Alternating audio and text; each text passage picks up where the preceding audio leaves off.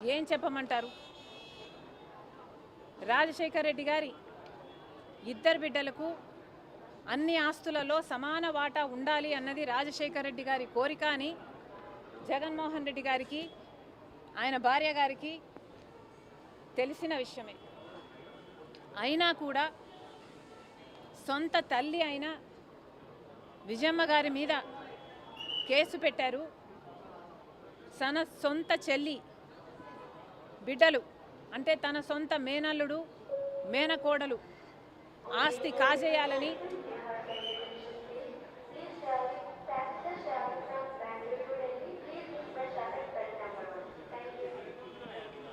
తన సొంత మేనల్లుడు మేనకోడలు ఆస్తి కాజేయాలని కుట్రలు పన్ని ఇంత దిగజారిపోయారో జగన్మోహన్ రెడ్డి గారే ఆత్మ పరిశీలన చేసుకోవాలి. ఒక్కసారి ఇద్దరు జగన్మోహన్ రెడ్డి గారు భార్యాభర్తలు ఇద్దరు బైబిల్ ముందరేసుకొని మీ క్యారెక్టర్ ఏమిటో ఎంత దిగజారిపోయారో ఆలోచన చేసుకోవాలని కోరుతున్నారు.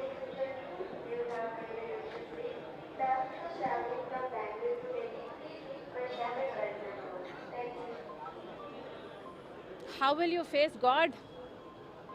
How will you face Dad? And how will you face my children?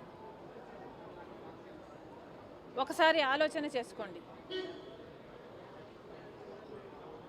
Jaganmohan Reddy గారు ఈరోజు పొద్దునే సాక్షిలో చాలా ఇంట్రెస్టింగ్,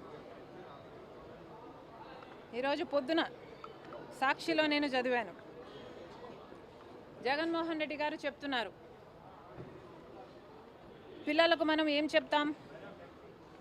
అబద్ధాలు ఆడకూడదు, మోసం చేయకూడదు, ఎదుటివారికి మంచి చేయాలి, మాట తప్పకూడదు, విలువలు ఉండాలి, విశ్వసనీయత పెంచుకోవాలి, ఇలాగే కదా, ఇలాగే బతకాలని కదా మన పిల్లలకు మనం చెప్తాం.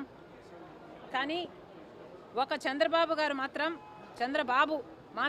మాత్రం తన కుమారుడి దగ్గర తన కుమారుడికి తన దగ్గరున్న తన పార్టీలో ఉన్న వారికి చెప్పే సిద్ధాంతం ఏమిటి అంటే, అబద్ధాలు చెప్పు, మోసం చెయ్యి, మన స్వార్థం కోసం ఏం చేసినా తప్పులేదు, ఆఖరికి వెన్నుపోటు పొడిచినా తప్పులేదు. ఇది జగన్మోహన్ రెడ్డి గారు నిన్న ప్రెస్ మీట్ పెట్టి మరీ చెప్పారట. మరి జగన్మోహన్ రెడ్డి గారు,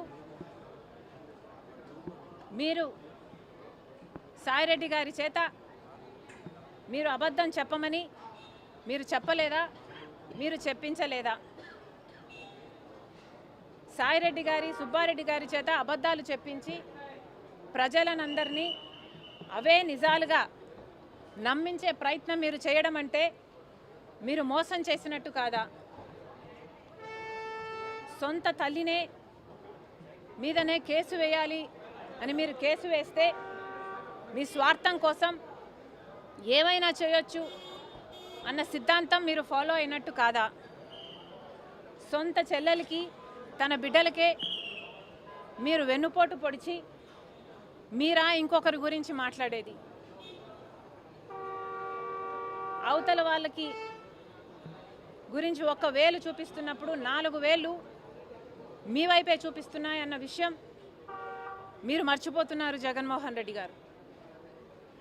దయాలు వేదాలు వర్ణిస్తే ఎంత అసహ్యంగా ఉంటుందో అంతకంటే అసహ్యంగా ఉంది జగన్మోహన్ రెడ్డి గారు నీతులు చెప్తుంటే.